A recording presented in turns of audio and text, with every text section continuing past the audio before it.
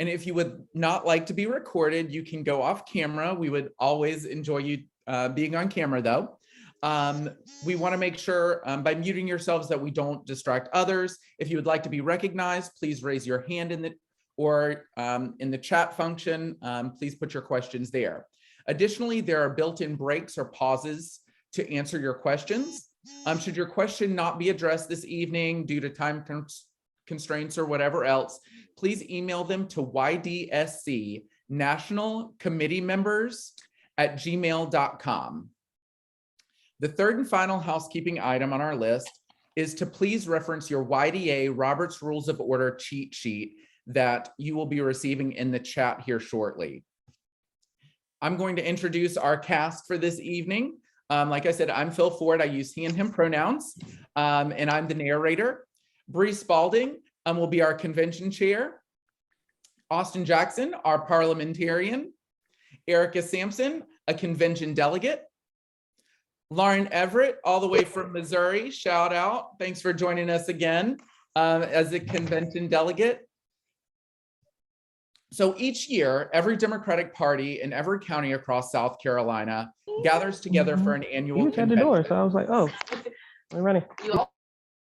Thanks. Robert's Rules of Order defines a convention as an assembly of delegates chosen specially for each session as representatives to constituent units or subdivisions within a larger group of people to sit as a single deliberative body acting in the name of the entire group.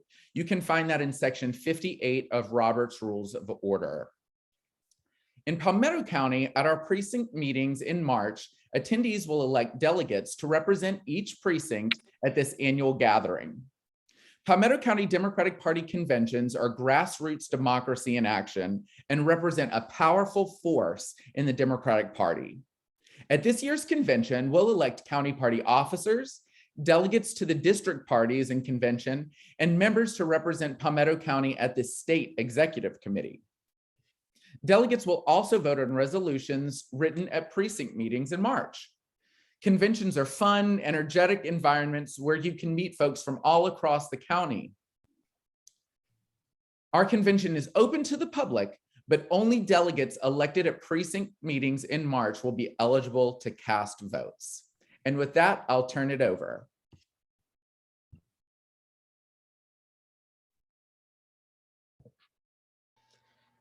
Excuse me, Mr. Jackson, can you hear me? Oh, yes.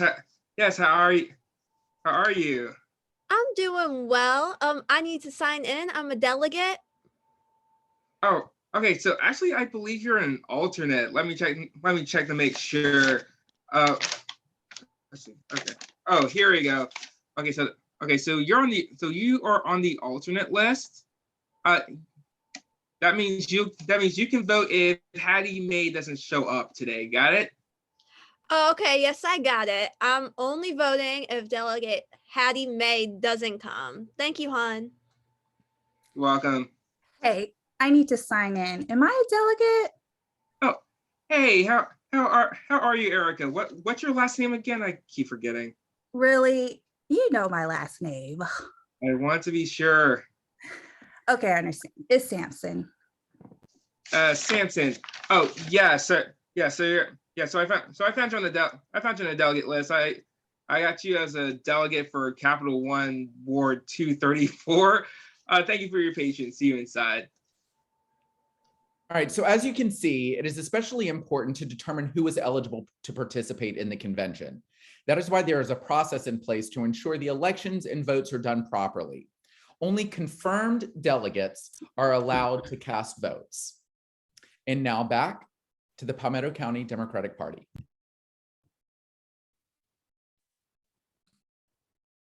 Hello, everyone, and thank you for joining us at the 2022 convention of the Palmetto County Democratic Party. And now this convention has come to order. Members and guests, please be seated. Mr. Robertson, our wonderful chair of our state party, that applies to short, I mean, you too, sir. So please have a seat. Mr. Parliamentarian, do we have a quorum? Yes, Madam Chair, you may proceed. Thank you so much. Will you please present the Credentials Committee report? Of course, Madam Chair. As you know, the Credentials Committee did meet last week, and we credentialed 35 delegates, and they were duly elected from the precinct meetings 2 weeks ago, with 6 alternates that were also duly elected. I ask for unanimous consent to accept the report. No, I object. I believe that's wrong. I move to limit the discussion and debate on this to 3 minutes. Second. All right, I call the question to limiting debate to 3 minutes. All in favor, say aye. Aye. Aye. All against? Any abstentions? All right, that motion passes. You may proceed with your objection, Ms. May. I have a concern with the report, Mr. Jackson. I do not see the delegates from Go Panthers Ward 2 precinct in your report. Am I seeing that right? Or do I need some new glasses? You know, when your eyes get old, they start playing tricks on you. Thank you, Ms. Alfred. Ms. Moore and I went through all the precinct reorganization packets last week. As I was saying, oh dear. Go Panthers Ward 2 did send theirs in, but came to the office the day after the lists were made and locked at the state party office. I do have their delegate form on me though. I want to inquiry about the report. Mr. Jackson, are we adding them in or not? They are not in the report, Ms. Sampson. You do have the right to move to amend it. I would like to ask Mr. Jackson to accept a friendly amendment to add the great people of Go Panthers Ward 2 to the final count of delegates and alternates for today's convention. I actually accept your amendments friendly. Go Panthers Ward 2 had 2 delegates and an alternate. A few minutes later.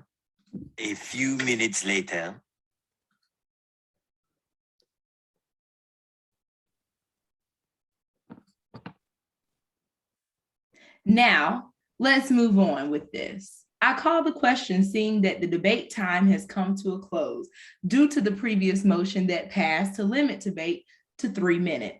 So we are voting on the original question with the friendly amendment added to include the Go Panthers Ward 2. All in favor, please signify by saying aye. Aye. Aye. All against, nay. Any abstentions?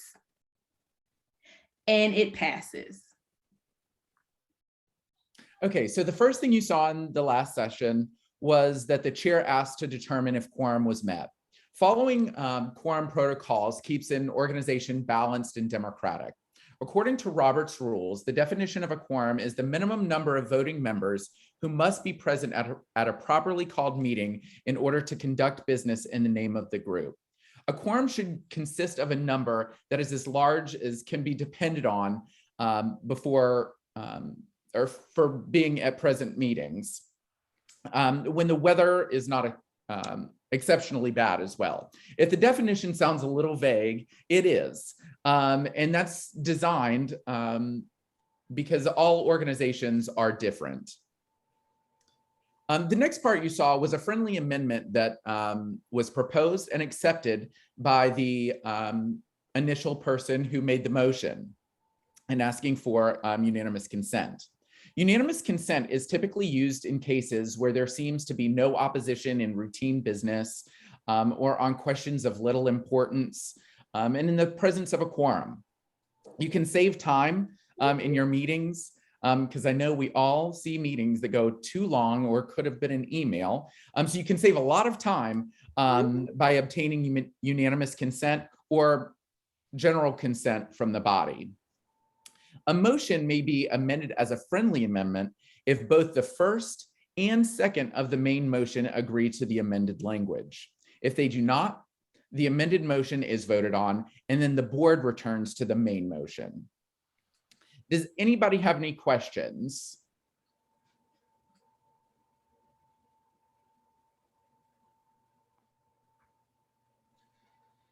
Bueller. Bueller. Maybe I'm showing my age because I'm getting ready to age out with that movie reference.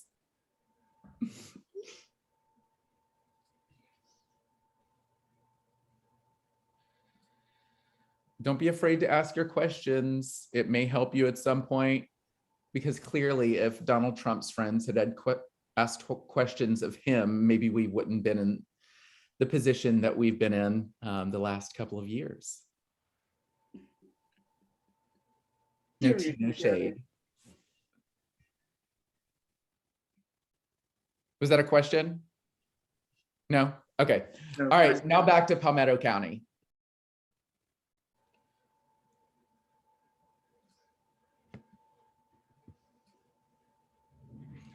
We also need to accept the minutes from the last delegates meeting. Will all delegates stand to show who is voting? Miss Ethel May, I know you were told you were an alternate, not a delegate. That's only if Hattie May shows up. I don't see her. Actually, yes, I believe you are an alternate. Also, Oh, there's Miss Hattie. My bad, babies. I didn't see you over there, Miss Hattie May. Whew, you got to get some new glasses. Okay, moving forward. Do I hear a motion?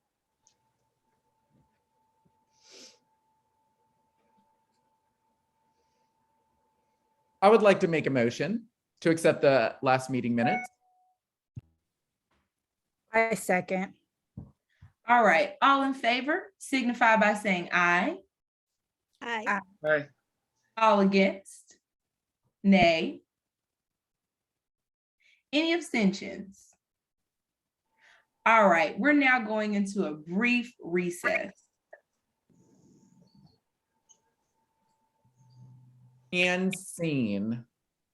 Let's give everybody an Oscar. What? No, that was great. Thank you all. We wanted to be very brief with this and wanted to actually follow along the typical beginning of a meeting or of a county convention, so you can see the things that need to happen with checking folks in, making sure that there's quorum by roll call, accepting the minutes, approving the minutes from the last meeting. So we'll take this second to, if y'all have any questions. I have a question, Phil. Yeah. Are alternates allowed to ask questions or make motions or vote or at all during the conventions?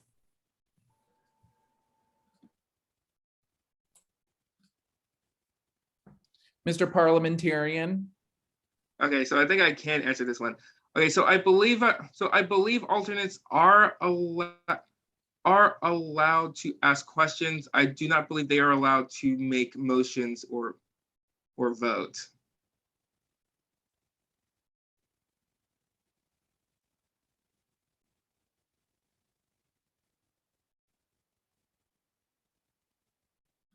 Any other questions for any other questions?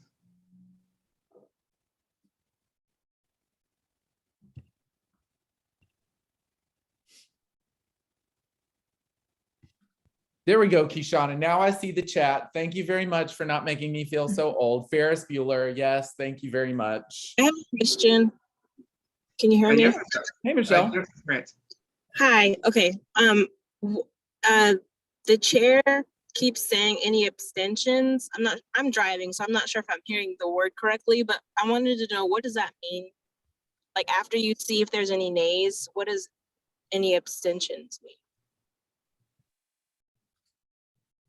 I wasn't sure if I was unmuted. So basically you can abstain from a vote, which means if you're part of the voting body and you're a part of the quorum, meaning you're adding to the amount of people that are there that are eligible to vote, that meets quorum, you can say you abstain, meaning you're not voting for and you're not voting against, but your vote will count in terms of there being enough people to have voted on that motion or the amendment, whatever is being voted upon.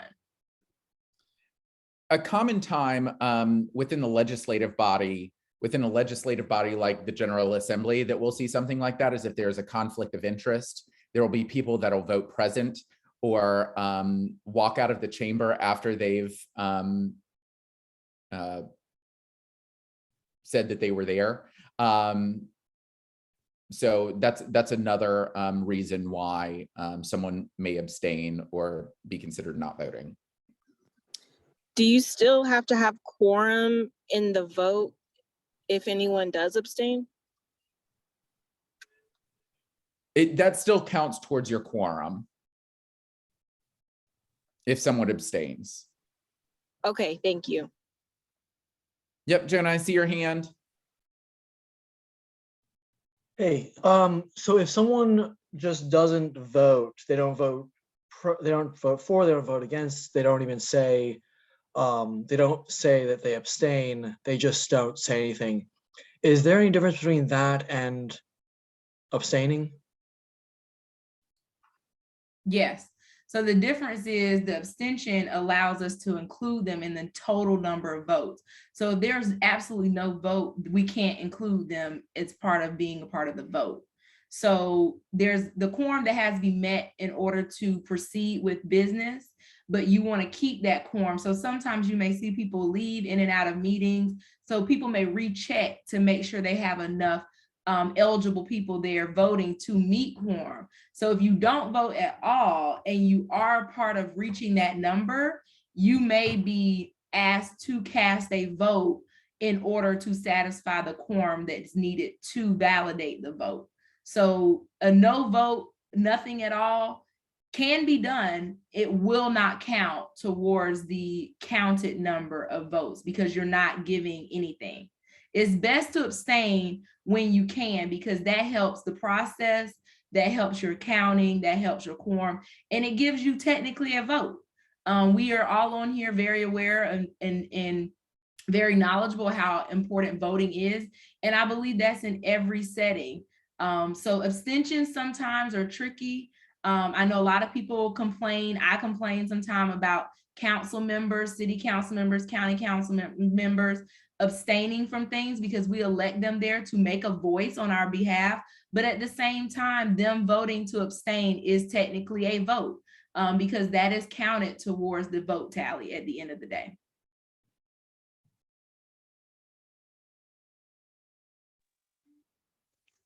Will abstain stop the quorum from happening at all as far as someone abstaining from the vote?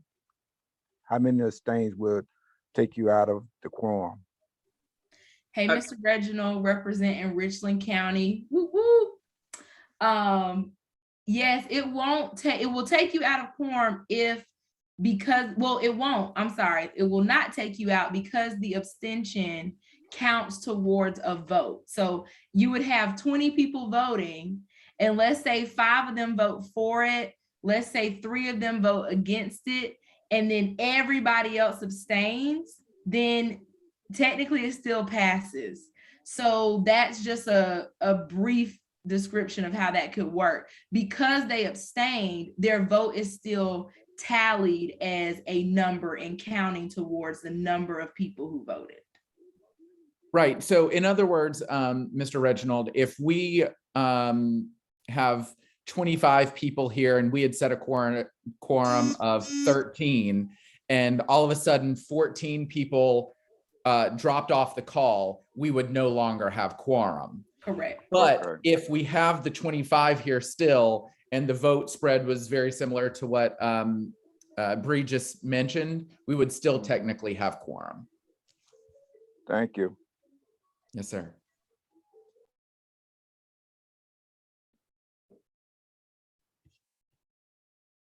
Any other questions? I do have a couple of last minute notes.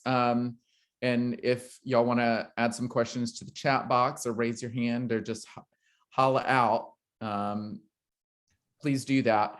But the email, if once we jump off, to ask any additional questions, you can send that to YDSC National Committee members at gmail.com. We are planning to have 2 additional in-depth discussions and trainings on Robert's Rules of Order. So please keep an eye out for those dates and emails, signups through Mobilize. We do know the second class will be February 17th at 5:30. It's also in the chat box, so please go ahead and mark that on your calendar. And also, I want to make sure that we recognize our YDSC officers and members on the call. So raise the roof, wave, stand up and show off your bathrobe like Miss Ethel May.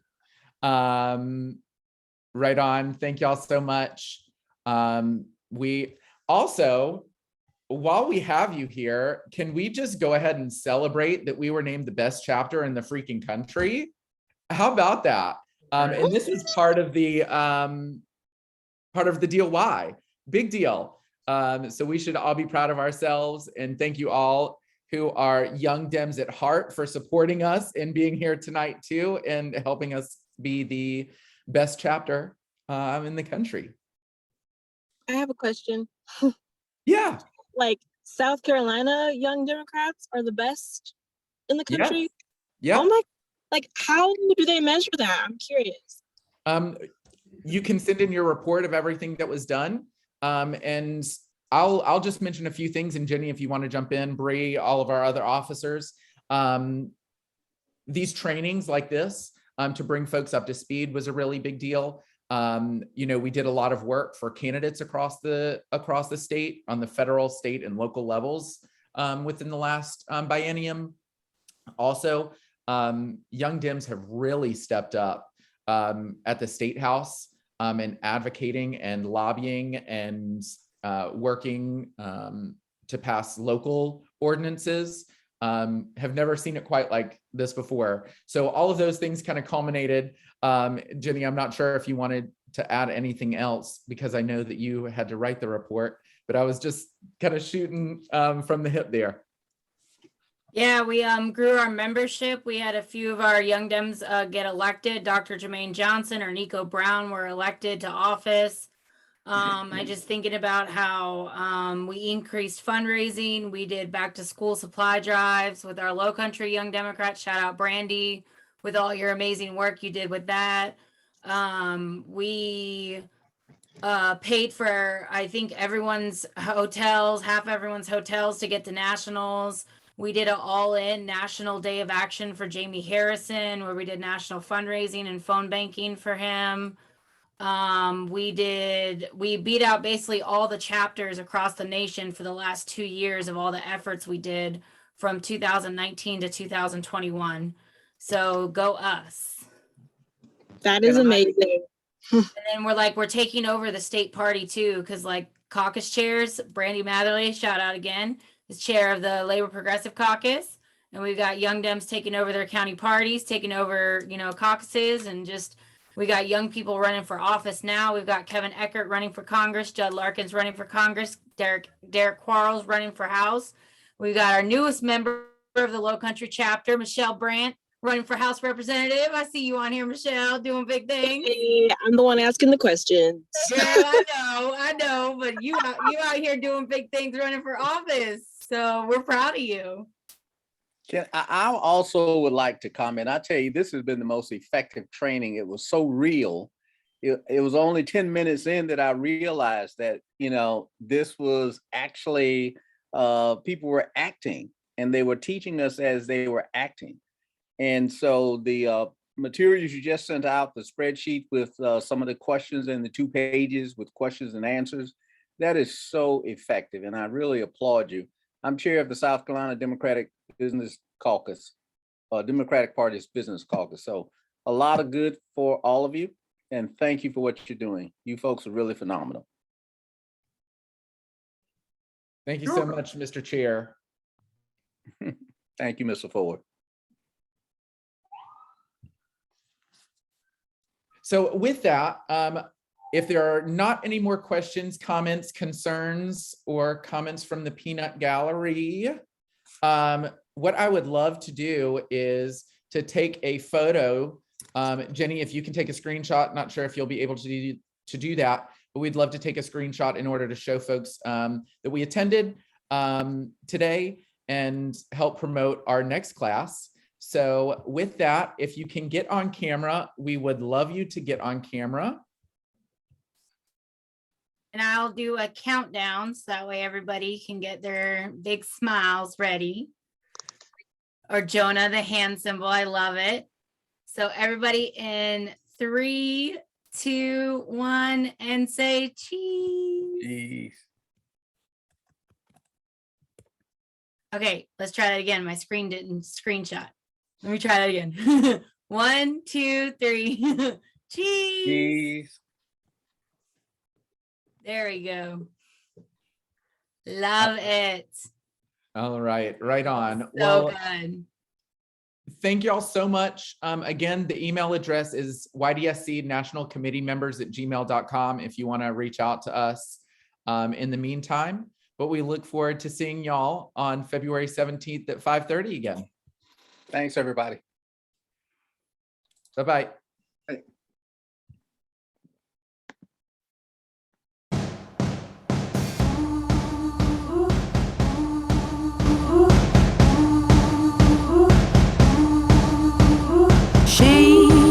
She ain't real. She ain't gonna be able to love you like I will. She is a stranger. You and I have history, or don't you remember? Sure, she's got it all. But baby, is that really what you want? Blessed up so